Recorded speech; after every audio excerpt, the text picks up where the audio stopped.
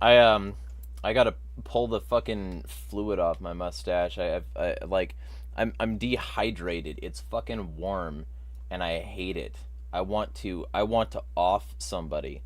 Um, I have exactly zero fucking exactly zero fucking surplus energy. So it's a good thing I'm manic at this point.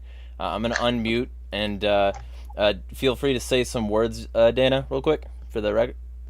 Hello, hello. Dana, real Words, quick words, for the record. words. Hello. Cool.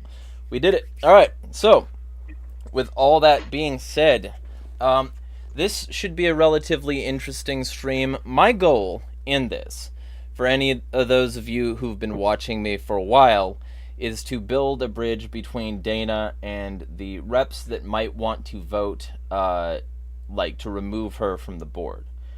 However, there are some allegations that I feel like it would be helpful to address to secure those, either to secure a no vote or at least an abstinence. And I asked everybody really for anything that they wanted to bring to this, but also Alice specifically. And I got some things in some places, absolutely. So I'll be addressing what I know about, and basically I'll be saying something, and then Dana's got 4 or 5 minutes per thing, and we can really just hammer down on all of these things and see if we can get to the bottom of these things in a sufficient enough manner to actually build a bridge here. Because here's my thing: I've seen the people in these groups that want to divide people, and I've seen that when I can get those people out of the way, a lot of the time, Dana has zero issues getting along with these other people. And I think that this is one of those issues where the fight exists because there are people who are interested in the fight existing. And making sure that people are divided against each other so that they can't unite against the party that actually is responsible for the division. So the first thing that I'll bring up, I want to do an introduction, and Dana can say, for instance, how long she's been in the party, what she's done for it, and things like that to give people a flavor for what we're talking about here and why it's important. Okay. Well, I've been part of the party itself since 2016. I officially joined the party then. I've been an activist, worked on campaigns, all those things for a couple of decades. Almost 2 decades now. But I was part of Ron Paul and T4L and Tea Party, and we did a bunch of stuff. We've cleaned our county up hugely. In my township, there's no zoning. We managed that. We didn't even have a dog catcher. Our township trustee was like, no, we don't want him coming to anybody's yard and shooting their dog, and then they shoot him. It just seems like a lot. So we don't even have the county dog catcher in our area. So we've done all that. We've stopped a lot of county ordinances. We and I have fun with the activism. I was big in the cannabis fight. I actually wrote opposing legislation to what passed. I wanted the tomato plant, so we had to abrogate Prohibition, Michigan. We got a lot of signatures the first time around. Second time around, they had paid, MI Legalized had paid people, so they got more of the signatures than we did. So they got on the ballot. I voted for it because less cages is always a better thing. I don't go to dispensaries, so I don't got to pay taxes, so that's cool. I grow my own. But during that time, there was the quasi-legal of dispensaries, and those got shut down, and raids and all the things. So we did the Stop the Raids rallies and lots and lots of court support all over the state because so many people were going to jail, and it was just pitiful. Huge in FIJA. I loved that. But then in 2016, I was still doing all those things, but I decided I wanted to run for office to get some more word out because the cannabis fight was still going on. So I decided to run for Libertarian Party, the activist vote. And I was pretty good friends with the lady who ran against me in the Republican Party. We actually rode together to some of the forums and stuff. Very She cool. was my county commissioner forever. She was great as my county commissioner. She ended up winning. She termed out. She had her seat in Lansing for 6 years, 3 terms, and then said, I'm done. Wonderful lady, Sue Aller, did the best she could down there as one vote. But so that's kind of my background. And then since I started the party, I have run for office 3 times. I've broken a few records. I ran for state house in 2016 and then county commissioner twice. Sadly, I didn't even vote for myself the final time I ran because I kind of quit voting in 2018 was the last time I voted because I kind of went total anarchist and was like, yeah, I'm going to step over that line. So, but that's kind of where I'm at. I was on this board before. In 2019, I got elected as a district rep, and the party was doing pretty good back then. I mean, people that are hating each other got along. I mean, we all got along. And I mean, there were fights, don't get me wrong. There were fights, there were squabbles, but none of this weaponized against the bylaws and this hate, just this total hate. People that are being hated on right now, I've seen them party together with the people that hate them. Like, I mean, we literally were at Treetops Mountain in Gaylord in 2020, pretty much had the place to ourselves, at least that night, and we partied around the bonfire. There may or may not have been shrooms going around. We watched the comet on the ski lift. I mean, these people that hate each other were all partying together. Lift, and that's where I got into the unity. Well, hold on, I'm going ahead. So then in 2020, I had some major crushing life issues, like personal issues, a couple that devastated me, and then COVID was going on, and I was a little upset with the party and how they were handling COVID, and I was doing all the activism with all my Republican friends, so I resigned and stepped away, and I did not come back to the party.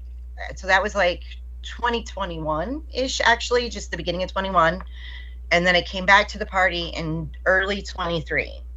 I run a page, so I was still running that page, Michigan Libertarian Party of Michigan discussion. It's an unofficial page. So I was still doing that kind of, but letting everybody kind of police themselves for the most part. And then around 2023, I rejoined, and that was after, it was during the split. So quick version of that, 2022 in July, we had a convention and there was a vote of no confidence against our current chair, Andrew Chatterton. And because he was thinking he auto-ascended after a bunch of resignations, the resignation of the chair and vice chair.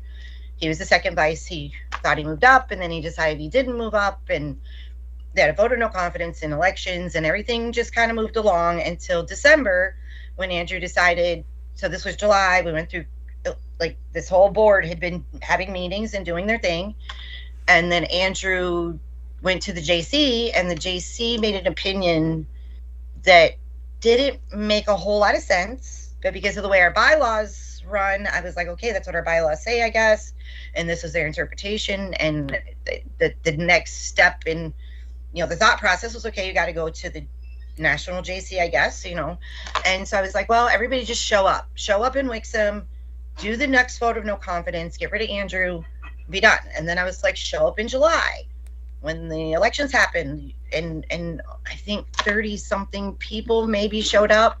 So that's how he got reelected, or actually elected the first time. And because people just didn't show up, they were fed up. They were like, you're overturning our votes, and it doesn't matter. So that's where the Unity Caucus comes in, and we have been trying our hardest to get everybody in one room. Because the main split happened because they were going to try to work together with Andrew and follow this JC opinion. But the worst, the split finally happened when he jockeyed with the special convention in Wixom in April of 23. And he defied the will of the members with the district rep thing. Because you could tell that's what I'm in trouble for now. And it's a huge deal to me. The people voted in people, and those people should have been who stayed on the board. But he overturned that, appointed his own people like he likes to do. And that's when everybody just was like, no, we can't work with you. You don't want to work with anybody. You want to purge everyone. And then in Wixom, they decided to have an investigatory committee that met again in July at convention and decided to tried to suspend 4 members. And so that went through, and those members got suspended. So it was just more and more purge and hate. Meanwhile, I got reelected to the board in July. And as I was working on the board, it was by September that I'm like, oh no, no, this isn't, things aren't being done right. We weren't getting packets. There was no treasurer's report. Our treasurer wasn't doing any kind of report at all. We used to get packets where you got all the. Keep talking. 1 moment. I'll be hearing you. Oh, sorry. Yeah, but we used to get packets with the minute. So we didn't have any of that going on.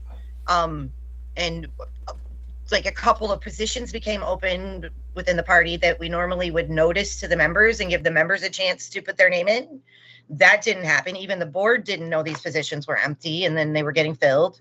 So just more and more things were going on. So I started pushing back, and that became a problem.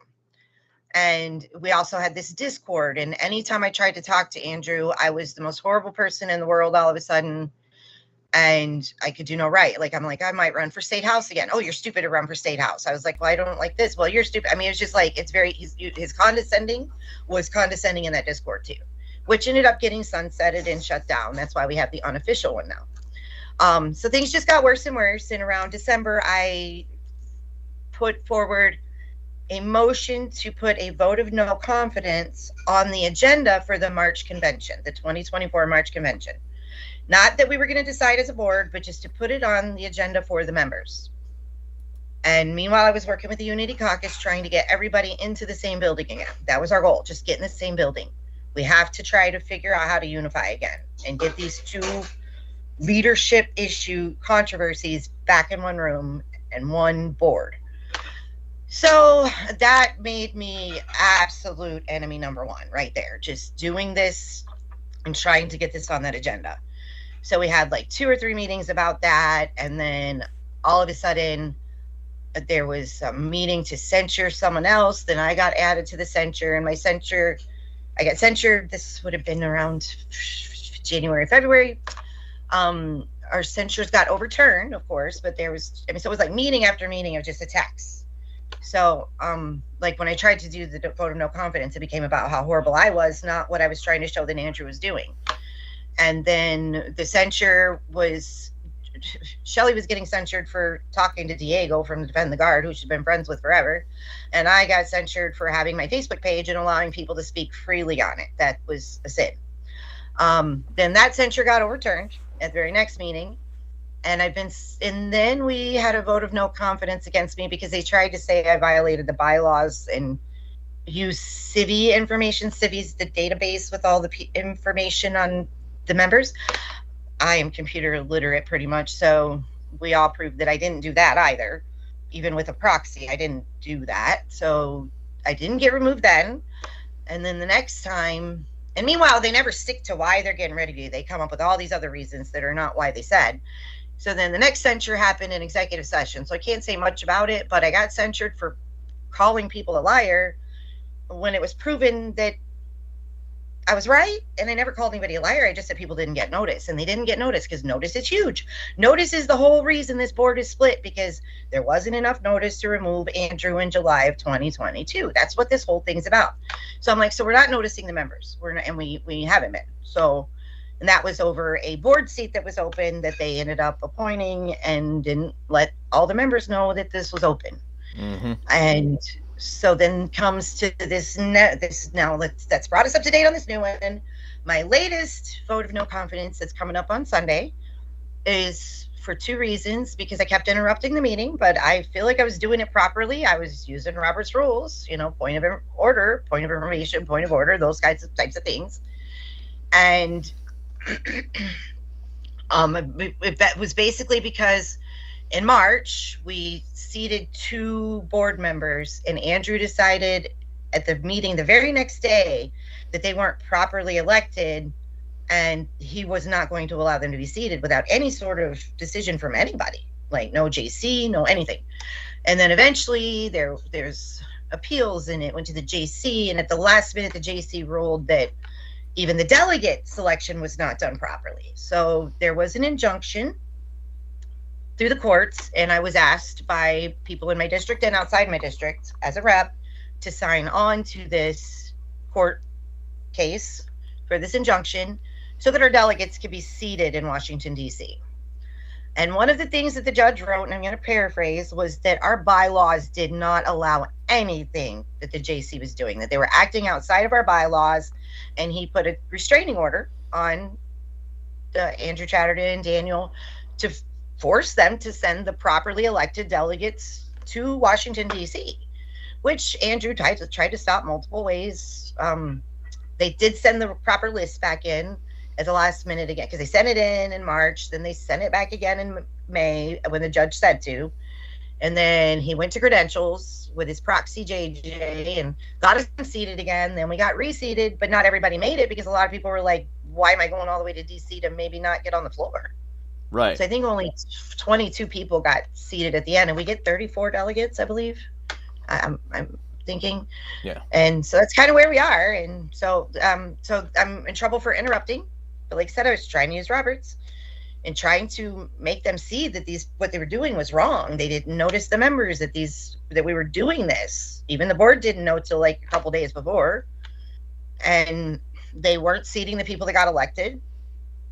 And, blah, blah, blah. And then the other thing that I'm in trouble for is because I did sign on to that lawsuit. But I will stand behind that 100% because I was standing up for the rights of the members and the delegates that took the time to drive to Grand Blanc, spend their entire day. And I would say a good 40% of us didn't even have seats to sit in. So we stood. I mean, somebody brought their own chair and gave it away to a pregnant woman, and they stood. Mm-hmm. So we were trying to give all the elderly and the pregnant and those people seats. So many of us didn't even have a seat to sit in because they didn't get a big enough room. And we were there all day, and we got the people in the room, and then they just started overturning everything. They overturned the delegates. They overturned the board seats. They overturned the Unity Caucus resolution, which was just like, let's all get along. And it was nuts. And that's where we are. And that's what I'm getting in trouble for. So there are some things that I have been sent that multiple people have said are issues of concern to them that weren't listed here. But like, one of the things that I want to say is none of those things were really brought up during that meeting when the vote of no confidence was recommended. I watched that meeting, and I watched you get repeatedly muted, and when you were just trying to get some things explained and try to say, like, follow the bylaws, you're probably not doing that, and we should probably have the board present for X, Y, and Z motions, and things like that seemed totally reasonable to me. And I can't tell you, like, I've watched so many of these meetings now, like, I'm up to 9 at this point, and I can't tell you how many times I've heard, like, fucking Andrew Chatterton say something like, dilatory, not well taken, fucking one of these out of order, like, one of these lines where he's just trying to, use the language of Roberts without actually following it, because I've heard so many examples of, Andrew specifically interrupting people, and, like, if that's like grounds for removal, then fucking, something got missed a while back. I'll put it that way. But the things that I'll say, because here's the, like, full transparency, like, this ain't some unbiased interview here. Personally, I think Dana should remain on the board, and I think that the things that were raised as concerns that haven't yet been mentioned could be very well addressed, and we could actually have some sort of understanding here reached and a bridge built. So the first thing that I'll bring up, and I'm going to say, like, a vague term, because I think you know what this is about, and, like, I'd like to get as unfiltered and unbiased a response from you that I can get. So I'm just going to say bank account. There was allegedly a bank account that was frozen or something, like, that was held up, that I keep hearing about. Oh, okay. Well, that's one of the many lawsuits. Okay, so back in, yes, I'm not really part of that, but I can explain it to you. So back in, like, March, February, March, there was a back and forth between both of the different leaderships that were claiming leadership. One was, we kind of refer to them as the Saliba chair side and the Chatterton chair side. Most of the members of the party, honestly, that show up were on the Saliba side, if you want to know the truth. But anyway, so there was this back and forth with the bank, and Saliba would take control of the bank, then Andrew would take control of the bank, and blah, blah, blah. During that meeting in January, they had said they were going to add Andrew as a signer, but keep other people as signers. That never happened, because that's when the split happened. But so then with the back and forth of the bank finally gave up. And honestly, if you want to know the truth, I'm not sure who was right, who was wrong in that situation. It's become such a mess. But I will say, there was no treasurer to Andrew Chatterton's side, and they claimed that the secretary was treasurer. So that's kind of where the judge was like, I think all of you were kind of wrong. And so Comerica started the lawsuit, froze the account, started the lawsuit. They ended up getting released from it. So Comerica is no longer part of it. And it was just a way for Comerica to say, we're not responsible if somebody spent money they weren't supposed to spend. So we don't want to be responsible. So they are now out of that. And it's just between Andrew and then the Michigan 8, I believe. I don't know if it was the people that were attached to the bank account, or if it's all 8 of the Michigan 8 that are being sued that are on that case. So it's sitting and that's on a stay until the federal court case against the Michigan 8 is solved. So it's kind of just the money sitting in escrow in Washtenaw County Court. So, like, yeah, that makes it a lot less hostile sounding than, Dana, stole the account, or like the people stole the account, or whatever the thing people are saying is. Because that was the impression I got from certain, and I'm not saying that came from any one person.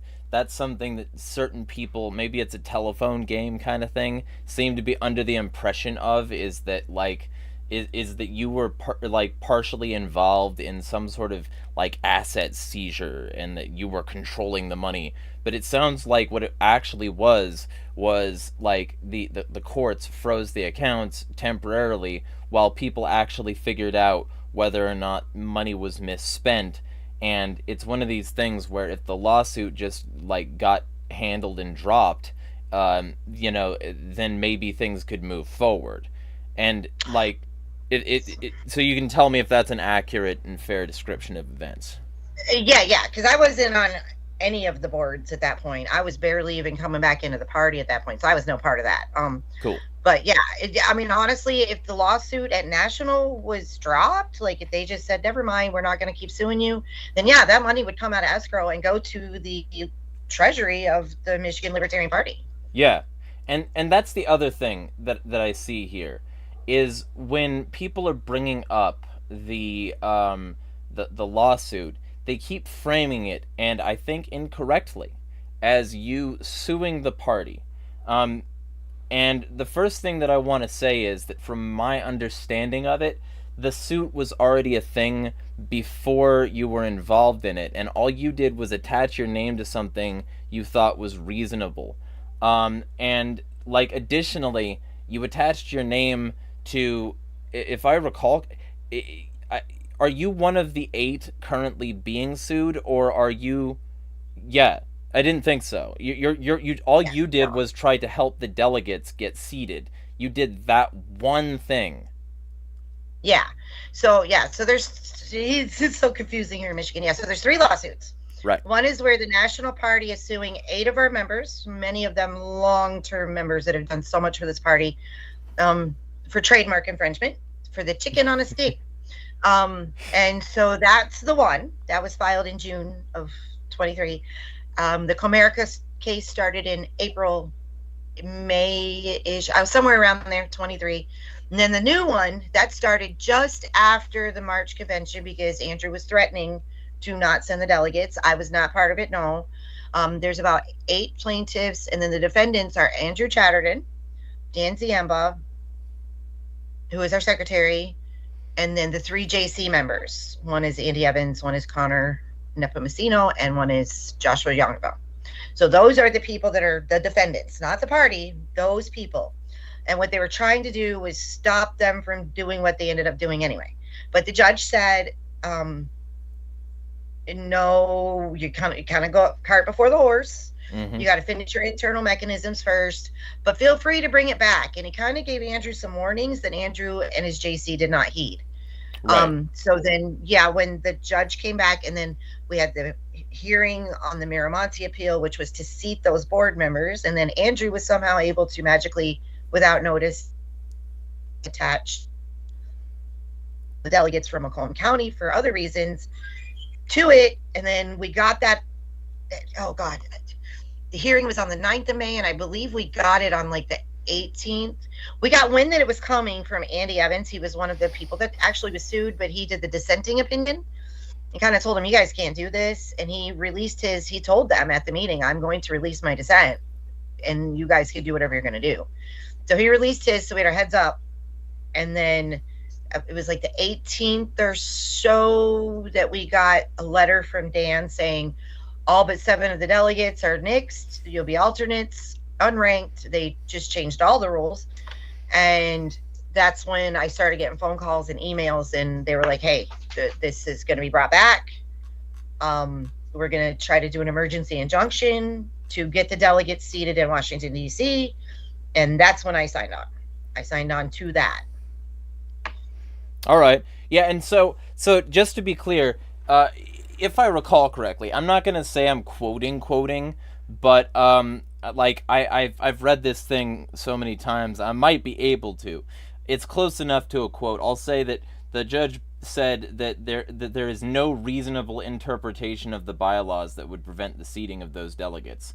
And to me, from what I know and from what multiple friends of mine who have scoured this shit know, that's the case. So, like, as far as I can tell, there's no reason not to seat these delegates, except if you just fucking don't want to follow the rules. And if you don't, like, to me, that's a go fuck yourself moment. But that's my unprofessional opinion, because I'm not in the party, so I don't have to be politicky about it.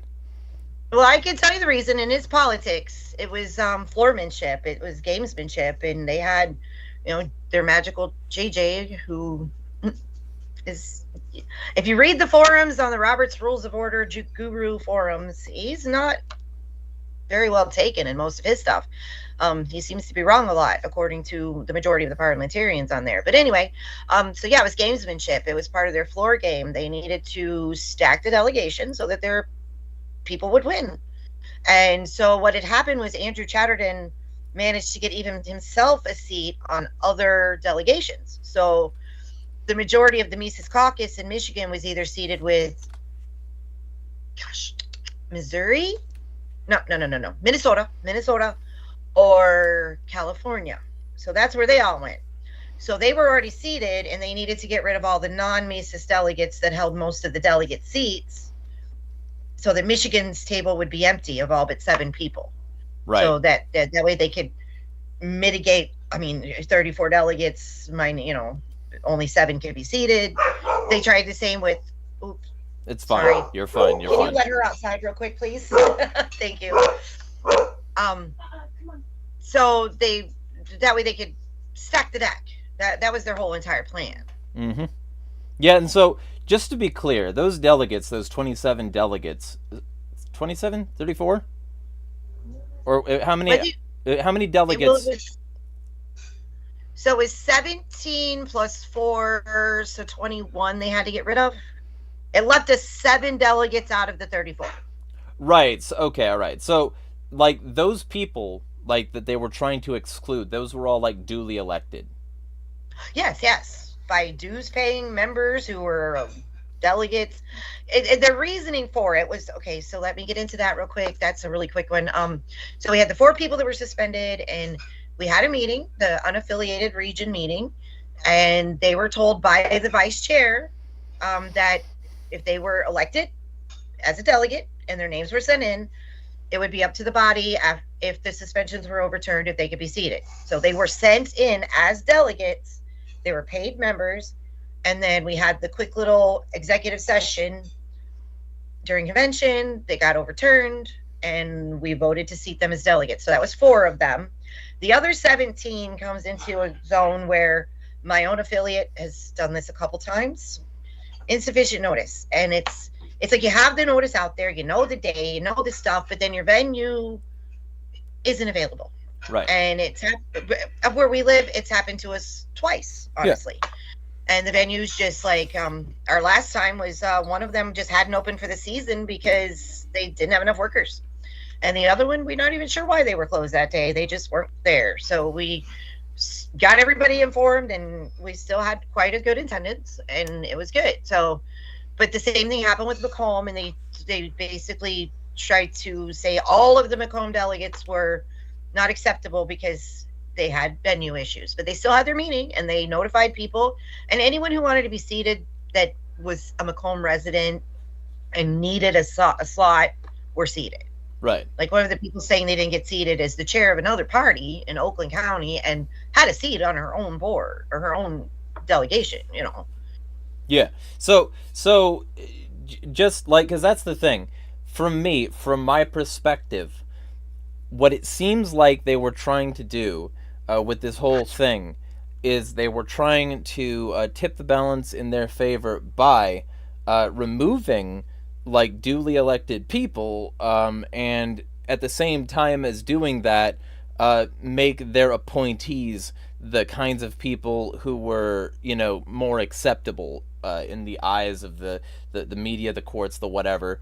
And what they were trying to do in that regard, and the reason that they're doing the trademark lawsuit instead of like actually legally proving that those delegates were unauthorized or some kind of fucking shit, is they're trying to say, since you used a website to talk about party funds because some people that were stymieing a majority that we don't like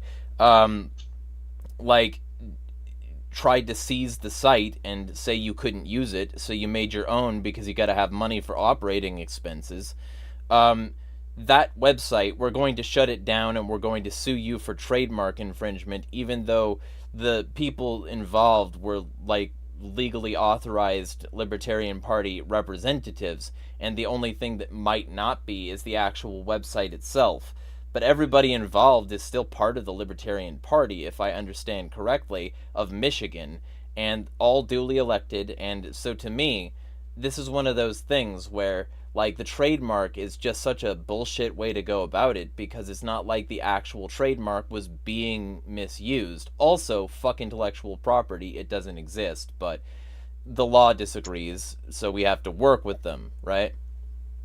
Well, that's one of the things that makes it so funny, because like I said, I'm not part of that lawsuit, and I was never part of that board, but I don't agree with the lawsuit. Even when I was like, hey, everybody just meet together and we could do this, let's not do the two things, I was still against the lawsuit. Like, right as soon as they started talking about it, I was messaging Angela McArdle or emailing her. I'm like, no, we're libertarians, we don't believe in intellectual property. So it amazes me when I have seen, since this lawsuit, them tweeting out from the National Party that we don't believe in intellectual property. Yeah, right? 8 long-time members who were elected at a convention for intellectual property. And it's just, whoa. And it's the chicken on a stick that everybody hates anyway. Yeah. You know? And so, with all that in mind, because we've got a good general vibe going here, I gotta fuck that up. There are a few more, I think, personal matters. So the first thing is, and this is something that I spoke directly with Alice about, because this was one of her concerns, and she's the only one to actually come to me with any fucking concerns. Like, that's one of the hilarious things about this, is that, like, apparently Achad watched my streams and still never sacked up and actually spoke to me about any of this. But he's been crawling around in the background talking to other people, telling them, like, a bunch of stuff. And I haven't pressed too hard in that, because, to be frank, if he's not going to actually give me any information or communication or proof himself, he can sit on a cunt. My whole deal in, like, this regard is, I think, like, there are some things that, like, need to be addressed. But in this particular one, I want to knock this out of the way. Um, because one of the things that came up was that you were still supporting a Mike Saliba as chair after he made a defamatory comment to Chatterton. I hate that it's done and not ton. It makes no grammatical sense, but whatever. Um, the comment that was made was calling him a pedophile on Facebook, and to my understanding, and this is why I'm just nipping this in the bud here, you like directly like censored him in the group because that wasn't acceptable, and you also you also like made very strong opinions toward him in various circles, telling him that that was not acceptable, and like directly publicly called him out in a few areas for a few reasons. And so to me, that's one of those things that it's like including that in any of this, including opinions about that, when you were completely not okay with that and just went directly against it, that's transparently like dealt with as far as I'm concerned. That's not a reason to get rid of you. In fact, it's proof that you'll hold your own side accountable when they fuck up. Oh, I mean, yeah, that's what happened. It was a meme that was made with a picture of Andrew. A picture, and the thing is like Andrew got mad at me for not letting him share it. So it was weird so it was shared, and I was not on Facebook that night. Because it was after a tense meeting, and we had like a strategy session after it, a couple of us that are on the board, and so I wasn't on Facebook. So Tommy Lee caught it and erased it, made it gone.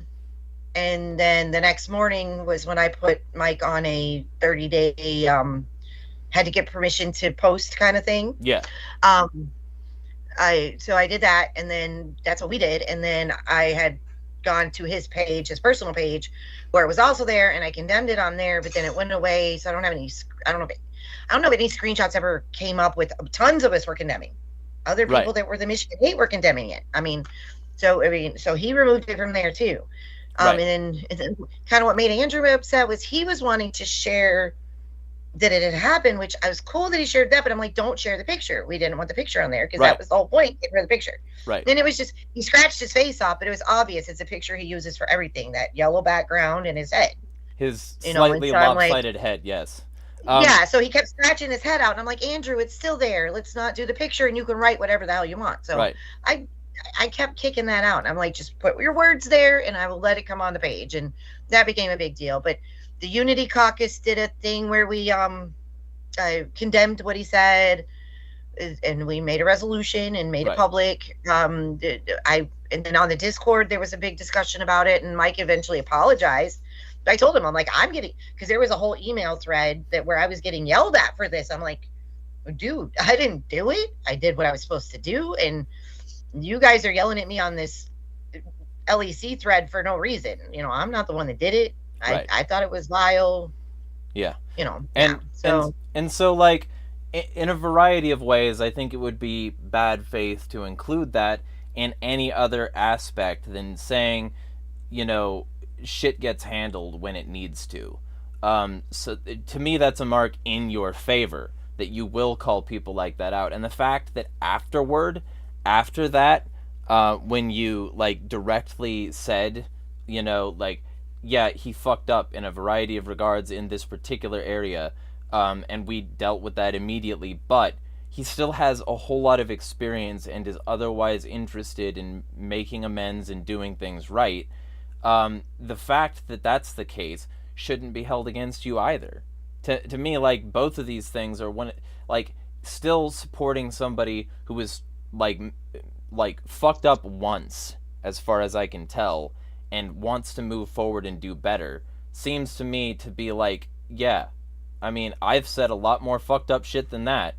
And also, like, not having the photo in the group photos section, that seems like an easy ask, but HAD doesn't want anything that's not precisely the way that he wants it to be, as far as I can tell. I don't know, I really don't like that guy. He's welcome to correct the record if he actually has the stones to talk to me, but, like, it's been months, and he has not, so I doubt that that'll fucking happen. Either way, so let's move on to the next point. And this is one that is more directly sort of a thing of concern. The dot your I comment. Allegedly that you were going to dot somebody's I. Oh, yes. I couldn't understand what you were saying. The dot your I. I was like, well, huh? Yeah. Oh, okay. Yes, I did. And okay. Sorry, your internet became unstable for just a second. I'm pretty sure. Okay, am I good now? Yeah. Okay, yeah, it does that here. Okay, so this the background on that since Andrew Chatterton took over and this board took over, they have disaffiliated quite a few places. They disaffiliated the entire West Michigan side. They disaffiliated Genesee County, which is like Flint, living that area. Couple other places. They disaffiliate, and then they just recently disaffiliated Macomb, and then there's been threats of disaffiliating Huron-Raisin. So I mean, but at this moment, once they disaffiliated Macomb, like 45% of the party is now disaffiliated. So that's all that purging. So, and being an affiliate helps you become a delegate easier, and all kinds of other things. There's perks. So they disaffiliated them. And at that point, and it's meddling. I feel like it's meddling. She feels like she's doing the right thing. But she's becoming a member of all these different groups while she runs her own affiliate. She's a chair of her own affiliate. She's the vice chair of the party, and she's the affiliates director. Her job is to grow affiliates, make new affiliates, help affiliates do better if they're doing bad. But it's just been purge, get rid of them. No notice to the affiliates. Just all of a sudden, oh, we're an open floor. Let's disaffiliate these guys, that kind of thing. So not even giving them a chance to speak for themselves. So they have to go to the JC, and everybody's sick of going to the JC around here because the JC always votes in favor of the Mises caucus, and it's a bad taste. But anyway, so after the Macomb disaffiliation, I did write, I don't remember if it was in Discord because I was very angry, or if it was on the Facebook, that if she decided she needed to come up and meddle in the affairs of the Straits area affiliate, that I would dot her in the eye, which I would not dot her in the eye. I would have asked her to be removed from the restaurant that we met in, which I'm pretty sure, since it was in my hometown and I knew the waitress, that would have happened. But that's about it. But yeah, I mean, it was an empty threat when I was very angry. And I believe that meddling in the affairs of an affiliate that's supposed to be autonomous would be a violation of the NAP in the first place. So if I was to dot someone in the eye, would it not be considered self-defense, even though I would never dot anybody in the eye? Nobody's worth a cage for that. Well, that's kind of where that was. Well, so let me ask though, like, in the interest of bridge building, like, you don't stand behind that as an actual serious statement, and you actually, like, you're telling me that this statement was made in anger and that you actually don't physically stand behind it and would never actually do it.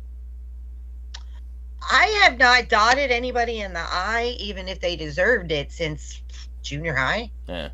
Yeah, I'm 51 years old. I'm basically a pacifist. I don't even kill spiders. I pick them up and put them outside.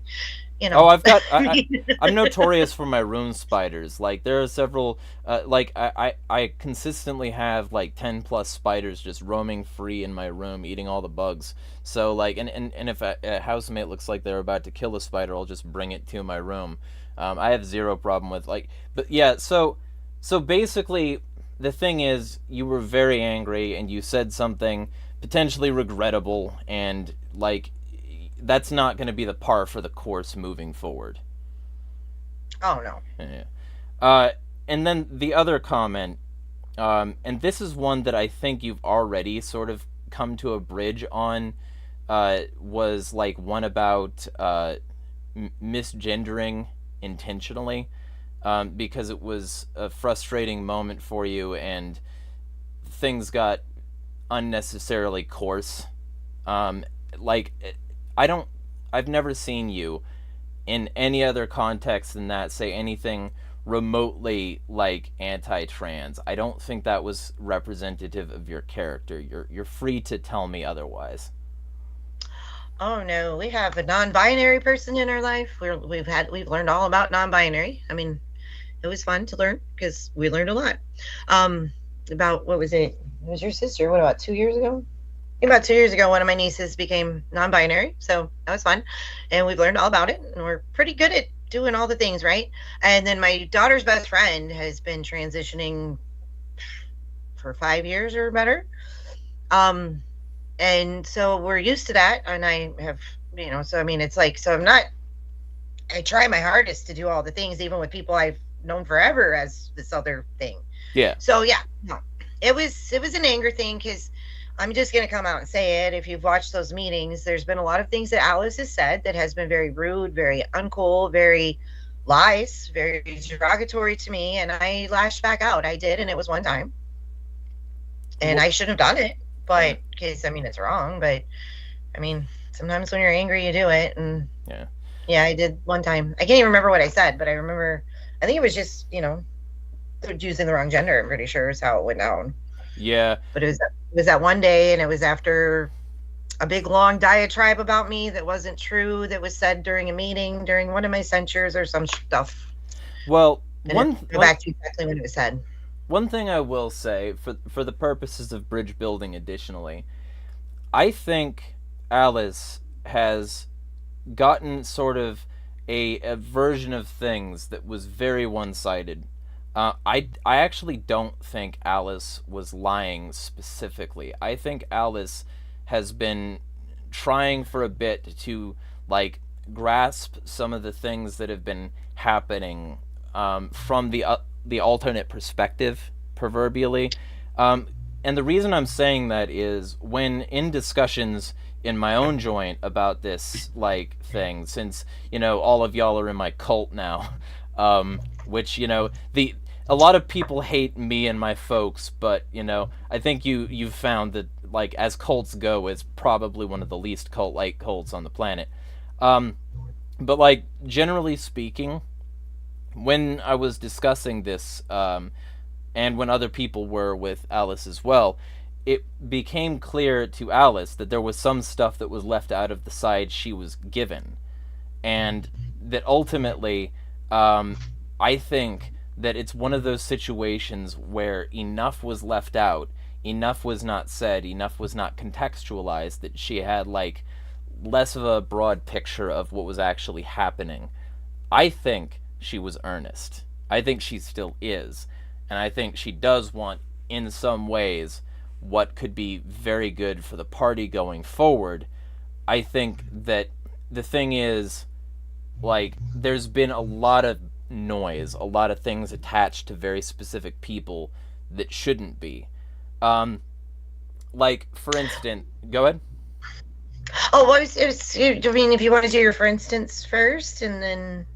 Oh, well, I was just going to say, for instance, the stuff we already talked about, where, all of y'all are being attached to all of y'all, even when it's not, the case. Even when you weren't involved in something, you're still being considered part of that alleged problem, and that's part of the reason to remove you. I don't think that's reasonable, personally. I think that only things that you specifically have done should be the things to remove you over.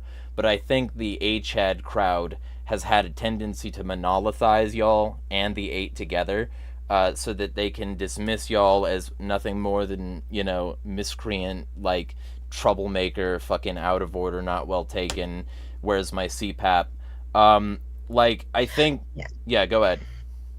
Yeah, because, I mean, even Angela McArdle did it on Michael Malice's show when she was on it after the convention. She said that we were all leftists and we were all illegally seated. I mean, I'm not a leftist. I'm a centrist, I would say. I don't care. Don't hurt people. Don't take their stuff. Do your thing. Leave me the hell alone. I want to just be in my woods and be left out alone. I don't want the government to go away. That is my whole gig. Right. So I'm not a leftist. I'm nothing. I'm not left. I'm not right. I'm just there. So, I mean, and so that's what we've been said. We're all leftists. We're all woke. We're all thieves, saboteurs. I mean, Andrew can't have a conversation with anybody without calling us all thieves, saboteurs, liars, criminals, frauds. And I could tell you, one of my fellow board members who is a dear friend of mine now. I mean, we've just become dear friends over this old facade. I was asking him, I was like, you're a district rep. Have you ever actually talked to these people? Because that was part of my thing. I was like, you can't make me hate them. When they first tried to remove me, I was like, you can't make me hate these people. I've worked with these people. I've been on committees with these people. I've knocked doors with these people. I've done the thing. We've conventions, broken bread, partied, done all this stuff with these people. Right. You can't make me hate them. You cannot make me hate them. Because they were like, well, you are talking to them. You're talking to the wrong people. You're sitting on the wrong side of the courtroom. All this stuff. It's like, no, you can't make me hate them. And that is true. They've been, and including Alice, they have been told this string of lies. And yes, group this all together as this big group of horrible, horrible humans that you should hate. Right. People that have never met other people are hating them. And that's where, whenever I was starting to expose what was going on, and a few of my fellow board members were agreeing with me what was going on was wrong, and they got behind my motion to remove Andrew and all the things, they were like, that's when I asked the one, I'm like, dude, have you ever gone to any of your affiliate meetings in your district? For sure. Have you ever met these people? Have you ever had conversations with these people? I was like, they're not bad people. And he was like, you know what? No. I came in straight into this party as a Mises Caucus member, and I was told all the things, and I bought it, hook, line, and sinker. And since then, can't say he's besties with everybody, and there's people he still dislikes, but he's created friendships with many of them and worked with them and is representing them on the board because they are his district, even though they're hated. So I can agree that that's where Alice could have been coming from, because we've never really had an outright conversation, just like me and her just talking about the things, except here and there on Discord. And it's just, it's just, the hate is so strong and people have been taught to hate. Right. And that's where I am the bad person, because they can't make me hate these people. Yeah. I mean, I literally cried when I was telling them, you can't make me hate them. You know? And like, so here's my sticking point. Because, like, I've asked so many people why I should be against the 8. Why I should, and I've said it over and over on my streams. I've tried to get to the bottom of this, and I've repeatedly reached out and been like, hey, if you're with that side, talk to me and give me fucking evidence that you're right, because I'm only being given any evidence by the other side, and that evidence makes it look like they're right. So, like, and it's not like they're perfect. I'm not fucking perfect. I used to be, like, a genocidal fascist in high school who wanted to, like glass the entire Middle East, and I wanted automated turrets on the border to keep the criminals out, and I was like anti-LGBT extremist who thought that like the world was infested with demons and we needed to get rid of I was not the same person I am now.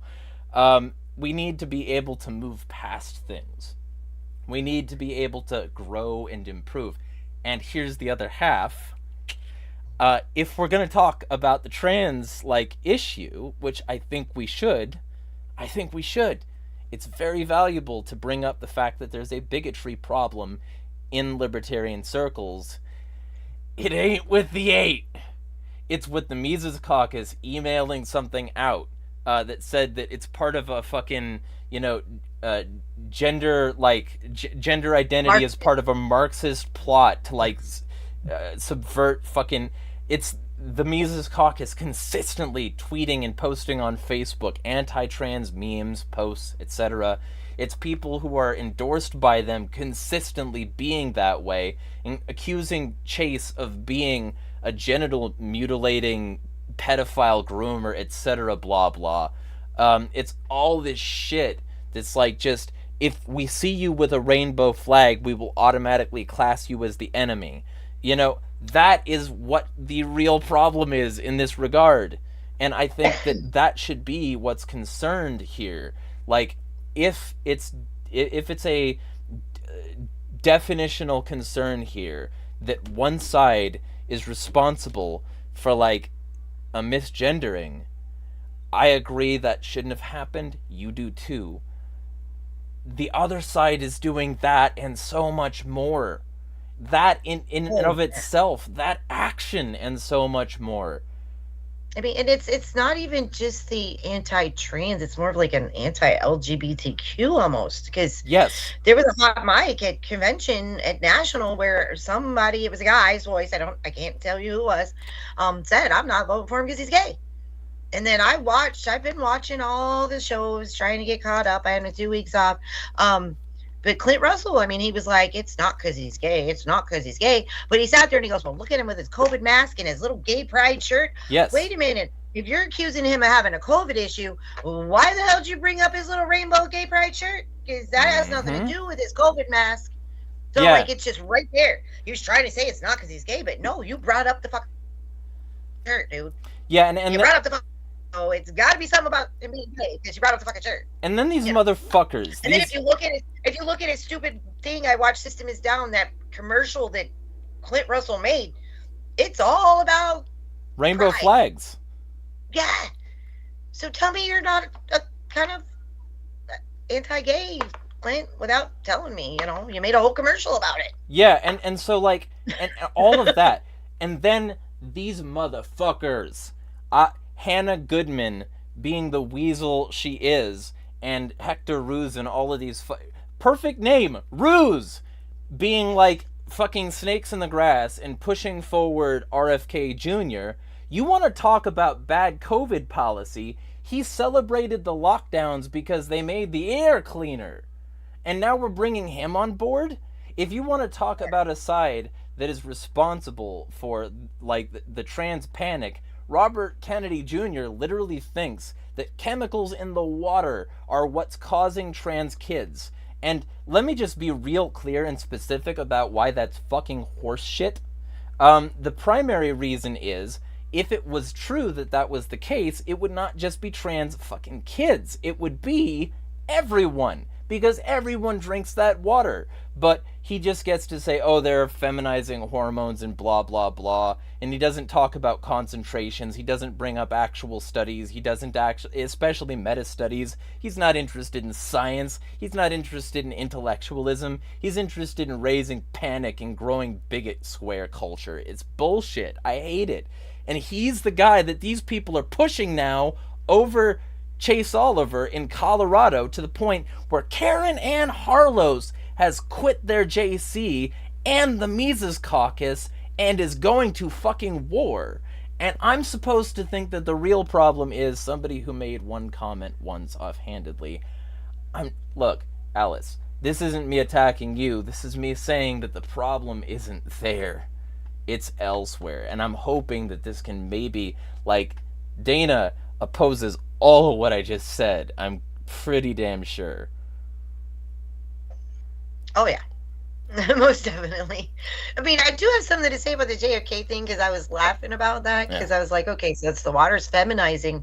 Okay, so how do we explain the whole female to male transition? Because I know more of that's happening. So how's the feminization working that way? Because that's really confusing. It's hard to keep track of all the confusing logic that they're using.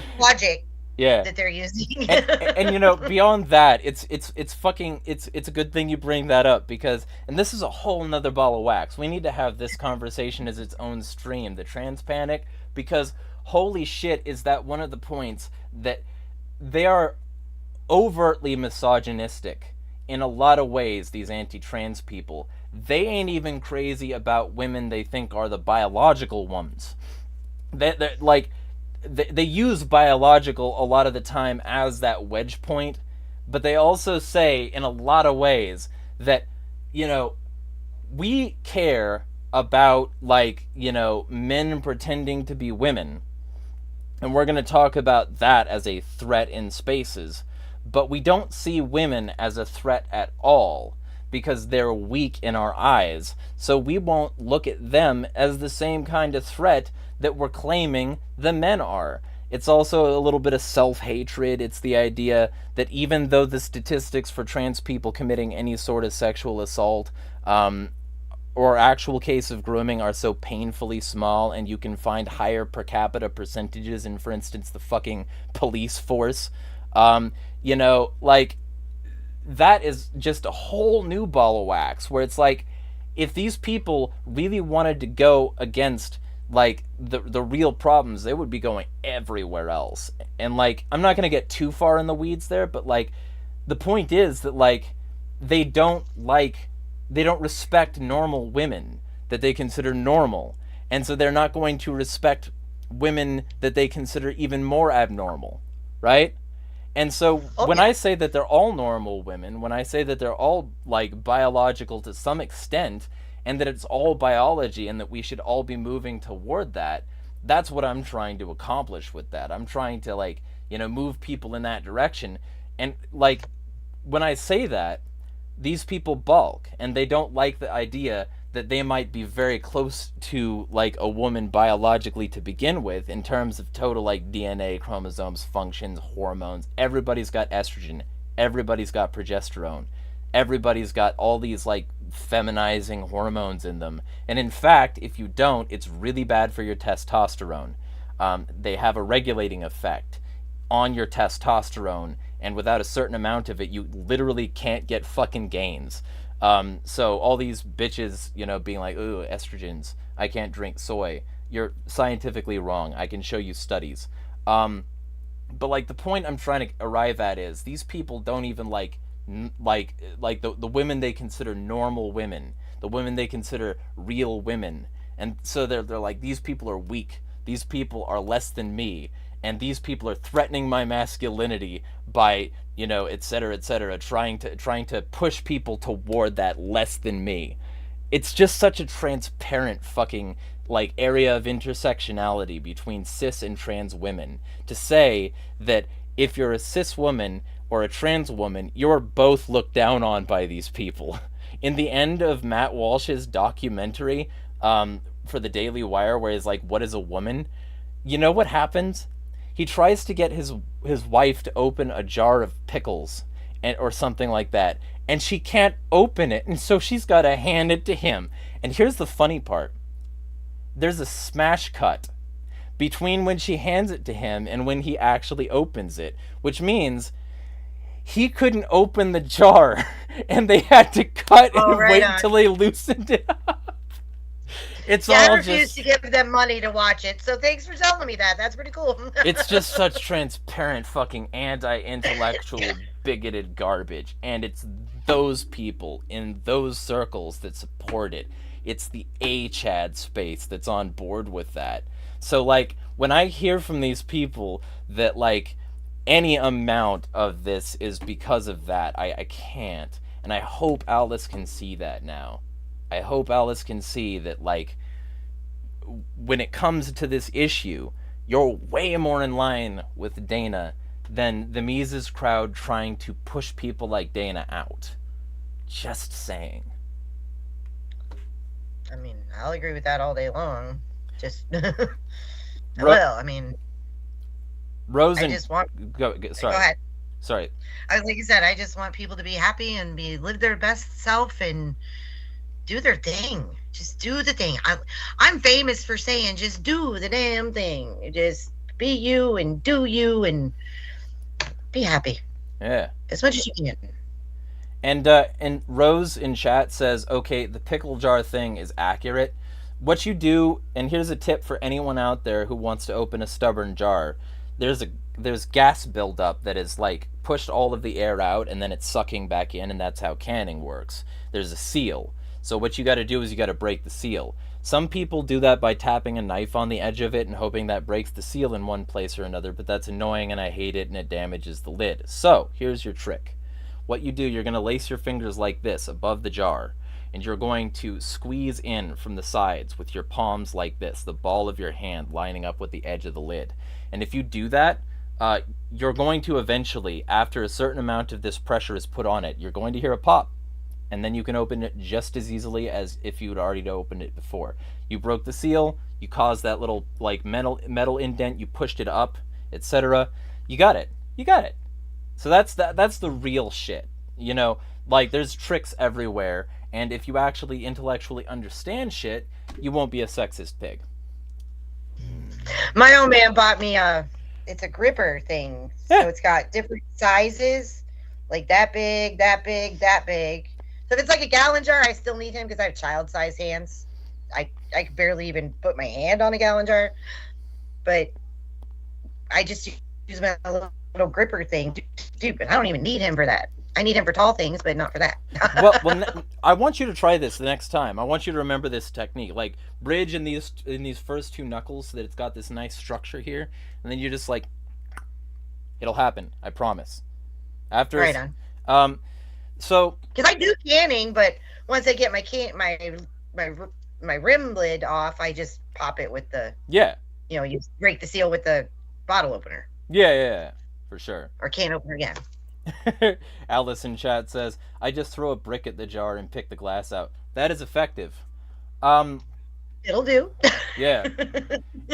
And also, just to note, Alice, we've been talking for a bit, and you've seen me interact with other people on these issues, and you know that the kind of people who want to stop me and disagree with me are the kind of people that hate you. Sean Kennedy and his comments in chat come to mind. All of the censorship and other assorted bullshit from Tommy in chat lately should tell you that the people against me aren't trying to build bridges here. I'm trying to build bridges here. I really want to build this bridge. And so I'm hoping that this stream has done enough to at least, start the process before this happens, because the vote is on the 14th, and I really hope that you can at least move back to that abstention we talked about. And I think that personally, I would ideally hope for a no, because I really think y'all could be on the same page. I'm new to all this shit. I'm some fucking cunt with a YouTube channel who came in and was like, yeah, I'm gonna fuck some shit up because I'm pissed off. I'm new to all of this, but I have seen so many meetings and I've seen so much evidence, your side and other people's side. And for me, for my money, I don't think what Dana has done has been enough to cause this to be reasonable on my side. And if you don't think so, we could talk about a direct conversation between you and Dana to hash out whatever is left. But if there's anything left that you would still like to be addressed in this stream, feel free to type it in the chat. Shout out to Scotty Bowman, Jamie Van Alstine, DeUper Evans, Stephanie Dunn, Rose Lee in chat, and Angela Thornton, I think is her name, in chat as well. I don't know who T is, but she waved a pink hand. I can't. There's no pronouns in your profile picture, so I can't really tell. But you look like a she, waving pink hand at me. Hello. This I think should be a good basis for moving forward. And I guess I didn't even think about live stream going on. Don't think about that kind of thing. Alex is watching live. Alex, I'm sorry when I misgendered. I really am. I mean, that's not something I do on purpose. And occasionally the Irish in me comes out and I lash out in anger, and I do apologize. Yeah, I'm fucking make that public. I'm fucking Scottish and German, and my ancestors were committing fucking massacres and shit. So I got that in my brain, and I have to consistently press it down and be like, no, you ain't gonna do that today. You gotta be civilized. Alice says, at this point, I think I'm pretty set. I think I'm just awkward with giving apologies.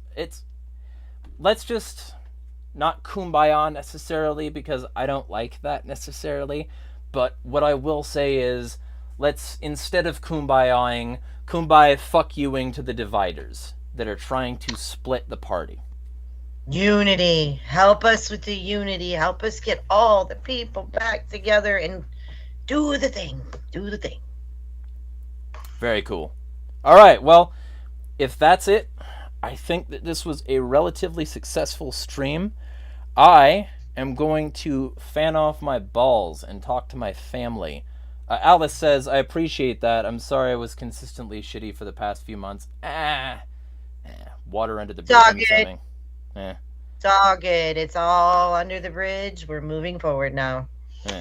And if anybody wants in on the cult, feel free to let me know. And we can get more people in on the least cult-like cult on the planet. We have chili dogs. We don't do Kool-Aid. So, that being said, yeah, I think that this is as good a time as any to say the elites want us divided. They don't want us working with each other. They don't want us on the same page. They don't want us to have the power to do anything about any of their corruption. We have, like, not all the people in the Mises Caucus are bad. I am not going to demonize them. There are plenty of good ones, and some of them are really trying to actually have the takeover of intellectual Misesian types.